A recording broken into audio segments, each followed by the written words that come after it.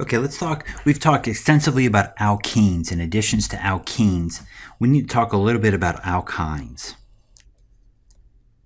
Oops. Alkynes. Let's get the Y in there. Perfect. Okay, alkynes are carbon-carbon triple bonds.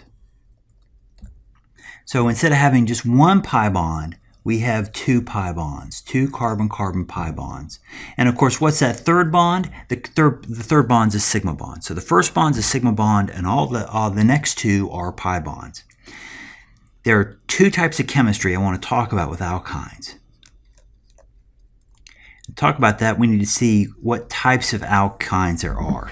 There are alkynes where the alkyne has R groups on either end of it. These are called internal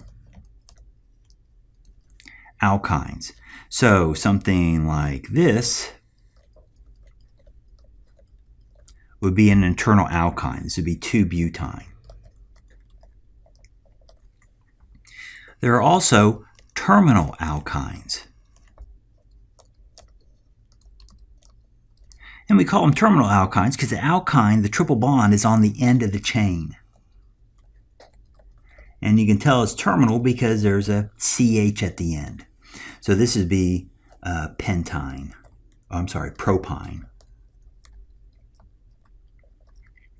Now what's interesting about terminal alkynes is this CH.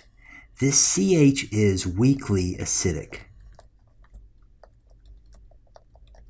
And what that means is we can deprotonate it if we find a strong enough base. So let's do a specific example. Let's do methyl.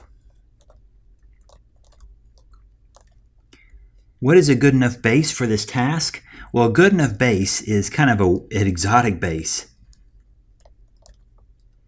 It's called sodamide. That's NaNH2. Sodamide or sodium amide. This is a really strong base. It's much stronger than sodium hydroxide. Why? It's because we change the electronegativity of the atom that bears a charge.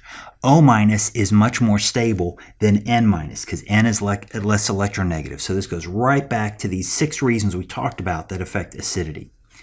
Sodamide is a very strong base, and it is able to pluck off that CH. This has a pKa of around 25, which is not very acidic, but the sodamide can pull that off,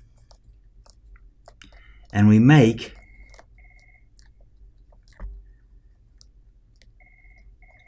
this anion. This is called an acetylide.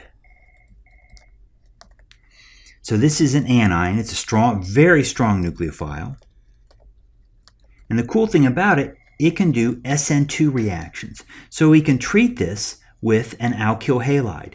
Now, this is a strong nucleophile, and it's a good nucleophile, but it's not one of our all-time great nucleophiles. So our alkyl halide needs to be a primary halide. No secondary. What's wrong with secondary? If you do secondary, the fact is this is a strong nucleophile. It's also a base. If it's secondary, you're going to do E2 reactions. So what happens is this acetylide can come in here, attack our alkyl halide, kick that out, and we can put new carbon groups dangling off of our alkyne if we want to by reacting with halides. This is a really popular reaction with alkynes, and it's doing an SN2 alkylation of our acetylide.